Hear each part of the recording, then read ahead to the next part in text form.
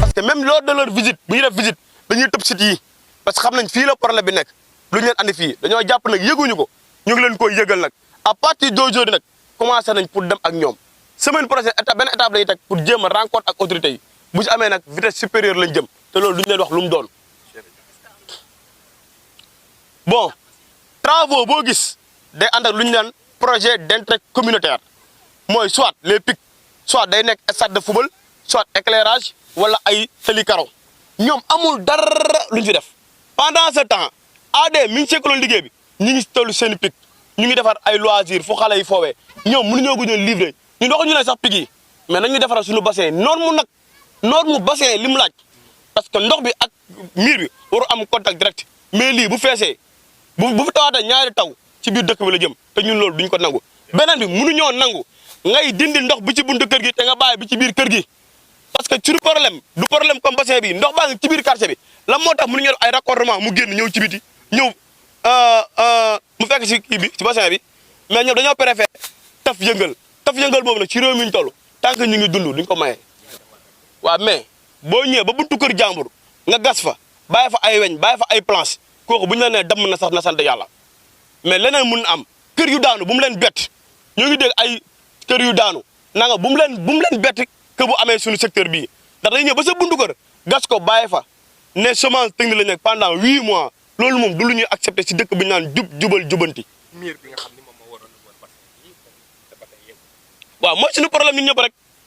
balaa miir di yegg li bassin laaj mooy dindi tifaa yi munoo gas bàyyi fa ndox bàyyi fa mbali di wërale miir après kañ ngay génne loolu noonu ñun loolu lañ nanguwul loolu lañ nanguwul te ñun ak CD ñun ak ñoom dañ fiy jugee ñun ñoo bëggatul léegi waa CD di ñu liggéeyal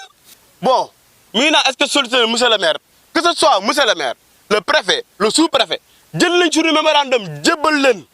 ñun loolu lañ mën gis nañ ne suñu jàngoro saafarawul ñu jug doxal suñu bopp dem fu mu war a yeggee ñu yeggee ko fa suñu bopp. Bonjour, je me nomme Samba Soare, je suis le représentant de quartier Santiala. Je parle au nom de la SICAP, le collectif des impactés du bassin et des canaux. Bon, en fait, là, nous sommes là aujourd'hui pour vous faire part de la situation que nous vivons actuellement sur les bassins. Comme vous l'avez constaté tous, vous voyez ce qui se trouve derrière nous, nous n'avons pas de clôture au niveau des bassins. Vous voyez que les tifas ont envahi les bassins et ce qui veut poser un véritable problème de santé et d'insalubrité. Pour les jeunes qui vont y jouer, vous avez même constaté que voilà, il y a des jeunes qui y jouent. Récemment, on a constaté des morts de jeunes qui jouaient dans les parages. Et je pense que c'est un problème que nous devons non seulement régler dans les plus brefs délais, mais en même temps aussi demander à l'entreprise qui s'occupe de la résolution de ce problème-là de quitter. Parce que les quartiers environnants, par exemple, les Parcelles Assainies et les quartiers qui se trouvent devant nous, aujourd'hui, ont eu la possibilité de bénéficier de ces marchés-là qui ont été gérés jusqu'à la fin. Mais aujourd'hui, nous avons constaté que la CDE traîne toujours et que les projets, les objectifs qui ont été fixés ne sont pas atteints actuellement. Donc, du coup, nous exigeons que la CDE déjà quitte et peut-être confier le marché aux Chinois, peut-être qui ont bien fait le travail de l'autre côté, que nous avons constaté. Effectivement, comme vous avez pu le constater, hein, ces quartiers-là ne sont pas assainis. Vous voyez que déjà les tuyaux, les sorties ne sont pas bien faits. Et c'est un véritable problème. Et déjà, c'est la cause même de ce point de presse-là pour faire signal, pour montrer aux autorités que rien ne va ici dans ces quartiers-là. Voilà. Bon, pour l'instant, on n'a pas d'interlocuteur direct au niveau de la CDE. Parce qu'à chaque fois que vous y allez, vous n'avez pas de personne à qui vous adresser directement. Peut-être il y a une fuite de responsabilité, les gens vous envoient de gauche à droite, vous ne pouvez pas vous situer. Et je pense que c'est quelque chose qui est anormal déjà. Voilà, nous devons être en mesure déjà de savoir parler à qui de droit. Nous passer à la vitesse supérieure, mais on ne dévoile pas ses armes en allant en guerre, je pense. Voilà, c'est un collectif, nous travaillons en amont. Et je pense que voilà, les étapes suivantes, vous les saurez, voilà, et on vous tiendra informé. Bon, oui, il y a dans tout type de projet, comme on l'a dit, on prévoit peut-être sûrement de faire des éclairages publics, soit des terrains de jeu pour les enfants, mais tout ça n'a pas été fait. Mais nous, déjà, la première revendication que nous faisons déjà, c'est la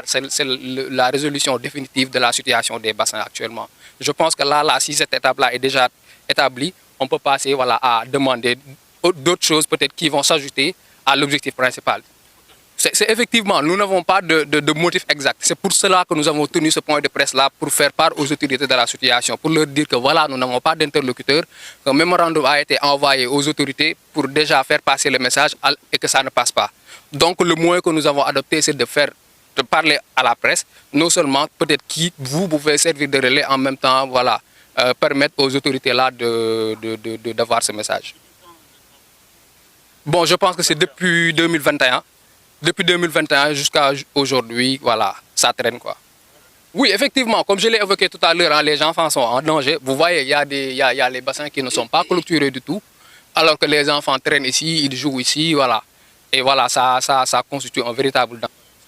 Effectivement, comme je l'ai dit tantôt, le mémorandum a été déposé et on n'a pas eu de retour. Et je pense que ça dépasse même les compétences de la mairie. Et je pense que ça va directement au ministère de l'hydraulique ou bien de l'assainissement. Le préfet quand même, oui,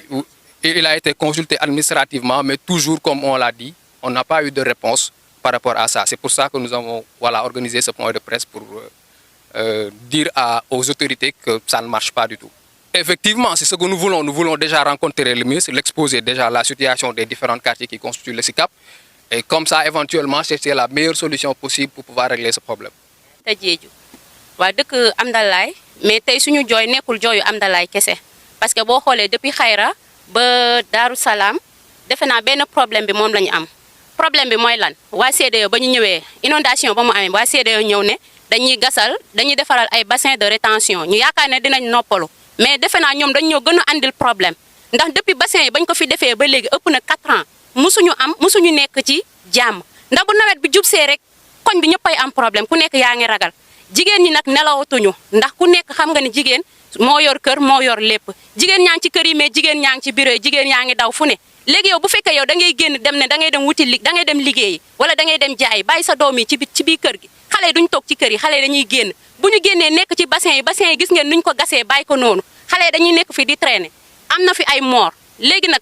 loolu noonu ñun mënuñu koo dund dañoo sonn ci CDE bu mënee dem na dem bàyyil ñu koo xam ne mën nañu liggéeyal nit bu fekkee yow nanga ne da nga koy ñëw di liggéeyal nga yokkal ko jàngoro nga bàyyi ko mu dem xooli leneen ñun ñu bàyyiloon ñu noonu sax bañoon ñoo gasal bassin moo ñu gënal parce que li ñuy dund moo gën a métti lu ñu daan dund avant bassin yi nan la ñuy mënee ñëw gas bassin mu dof ay ñax ba ci kaw ba sut kër yi mel ni ku def R+1 loolu mënuñu see dund mu am ay mort boo xëyee fajar di dem da ngay bu tawee nga xëy fajar di dem fekk yoon les voies principales dafa am ndox nga bëgg a wuti yoon yi ndaw yi les ruelles boo demee foofu agression yaa ngi foofu nan ngay def jigéen ñi dañ leen di agresser tout le temps da ngay taaba di am sa xaalis nga ne damay dem takkale ji mais yow boo xëyee da ngay gën fajar di dem ñu agresser la parce que mënoo jaar ci yoon bu mag alors que les ruelles ne sont pas éclairées léegi ñun nan la ñuy def lu ñu bëgg mooy ñi nga xam ne ñoom ñooy CDE na fi jóge parce que ñun dañoo nekk ak suñuy naw la muy parcelles yi ak Comico ñi fa nekk di yeew di dem di liggéey ce sont des Sénégalais comme tous nous aussi on est des Sénégalais kon suñu doom yi dañuy jàng comme waa Comico ni ñuy jàngee bu ñu xëyee fajar war am cours 8 heures xale bi buy dem da nga koy gunge pour lan yow bu fekkee da ngaa war a xëy 5 heures du matin sa doom war a am cours 8 heures nga gunge ko ki nekk ci parcelles yi moom mu xëy dox tranquillement c'est pas normal ñun loolu lañ bëgg mu deñ bu ñu mënul liggéeyal nañ ñu bàyyi ñun ñu xool keneen ku ñu mën a liggéeyal dañoo sonn dem nañ fu ne nag def nañ fu ne dem nañ ci préfet 5 heures du matin sa doom war a am cours 8 heures nga gunge ko ki nekk ci parcelles yi moom mu xëy dox tranquillement c'est pas normal ñun loolu lañ bëgg mu deñ bu ñu mënul liggéeyal nañ ñu bàyyi ñun ñu xool keneen ku ñu mën a liggéeyal dañoo sonn dem nañ fu ne nag def nañ fu ne dem nañ ci préfet dem nañ mairie léegi nag lu ñu bëgg mooy son excellence le président de la république ak Ousmane Sonko le premier ministre nañu gëstu Cheikh Tidiane Dièye ONAS ñu ngi woo ñëpp nañu ñëw gëstu dañoo sonn bassin bi dafa yàgg fu mu ne nii bëggatuñu ci dara CDE moom bëggatuñu dara lu jëm ci CDE bu ñu mënee dem ñu dem loolu dong lañ bëgg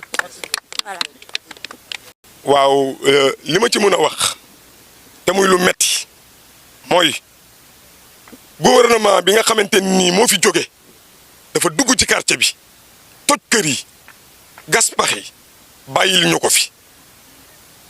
mu ñuy indil ay problème boo duggee ci quartier bi dañoo tuxal suñu dëkkandoo yëpp toj kër yi toj gi ñu toj kër yi indi na maanaam loo xam ni ci quartier bi kenn mënu ko yokk na inondation bi waaw boo ñëwee pax yii ñu gasal ñuy wax lii ay lan la bassin lii du bassin lii ay kàmb rek la xoola barax yi ay barax fan nga koy gis boo demul ci àll bi ñun ñu nekk en pleine ville de Dakar ngay gis ay barax lii jaaduwul. waaye seen jàngoro teewul tamit ñi fi nekk daa mel ni yëg yooyu ñu ci yàbb. waaw mais léegi nag dañuy interpeller monsieur le président de la république Ousmane Bassirou Diomaye Faye di ci teg maanaam suñu premier ministre Ousmane Sonko yaakaar ko wóolu ko moo waral ñu jëlee fi ñi fi nekk ñëw teg ko fi kon moom buñ ko wóoloo teg ko fi yaakaar bi ñu amoon ci moom waru ko tas li ñu doon xeex nag ba jëlee fi ñële ba teg ko fi mooy ngir mu ñëw taxawuñu fajal ñu suñuy feebar fajal ñu suñuy jàngoro kon loolu moo waral ñu jëlee fi ñële teg ko fi teg leen fi te nag bu fekkente ne dafay wër ñi nga xam ñoo def injustice ci alalu réew mi kon da wëri CDE ndax lii lu ñu metti la des années et des années mënuñu ci am benn satisfaction lii metti na jooy nañ ko fu nekk nag jooy nañ ko ci bépp autorité boo xamante ne nii mi ngi suuf te ñu mën cee jot comme mun ñoo jot ci moom nag tey dañ leen koy wax directement bu ñu woowee ñu wax leen lan moo ko sabab li ñu bëggoon mooy ñu jële fi CDE indi ñi nga xamante nii mooy Enechine ñi nga xamante nii moo liggéey Parcelles Assainies yi ndax ñoom ñoo bokk même date bi nga xamante ni ci lañ jëlee chantier yi ñee liggéey nañ ba pare ba dem seen yoon ñii mënuñu sax wane benn preuve bu leer boo xamante ni nii bu ñu mën a gis la. àndoon naa xale yi ñu dugg ci quartier yëpp quartier yoo xam am na laay moo nekk nii ñuy taxaw quartier sant yàlla quartier Daara Kamil Medina Salaam 2 sant yàlla Medina Rasoul Tawfeex ànd ak ñoom ñu dox xool diggante bi yëpp di ci nekk ci yàqu-yàqu ak ci wàllu bassin yi loolu daal laa am ne moo waral ma ànd ak ñoom nekk seen mag nekk seen kilifa daal yow taayuma ci ñoom nag di ñaan yàlla daal ni ñu somb nii yàlla nañu ko àggale ci jàmm vraiment daal lu laay santé sama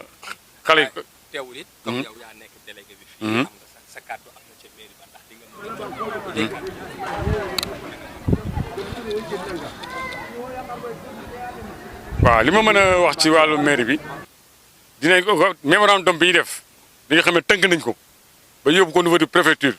au niveau de la mairie boobu lañ am yaakaar moom la ñu xaar xam nga ñun suñu position mooy ay auxiliaire maire lañu donc dimbali askan bu ñu amee ñuy jooytu ci ñun la ñuy ñëw parce que ñun bu ñu ñëw amul ñoom ci ñee la ñuy dem loolu daal laa xam ne ci wàllu cant maa ngi sant ñëpp naaj bi tàng na lool di remercier journalistes yi ñëw yëpp vraiment merci beaucoup. di leen kàr ci am dalaay Moussa Aw merci beaucoup.